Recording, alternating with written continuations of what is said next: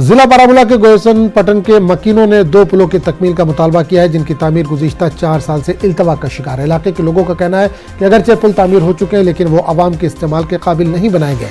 लोगों को आज भी सहारा लेकर इस पुल से गुजरना पड़ता है। लोगों ने जिला इंतजामिया से गुजारिश की है कि पुलों की तामीर का काम जल्द मुकम्मल किया जाए, ताकि लोगों को परेशानी का सामना न करना पड़े।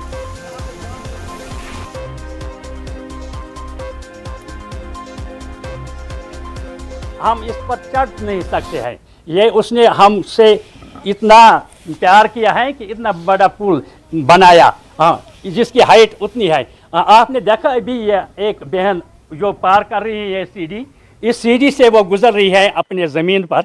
मगर ये अफसोस की बात है कि जिस ब्रिज को सीढ़ी लगाना पड़ेगी उस ब्रिज की ज़रूरत क्या है।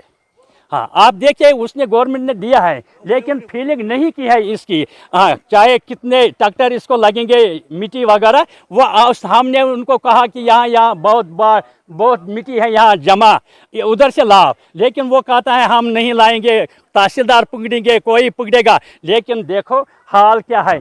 आप इस पुल का 4-5 हज़ार कनाल बागात का ज़मीन है इस ब्रिज के पार।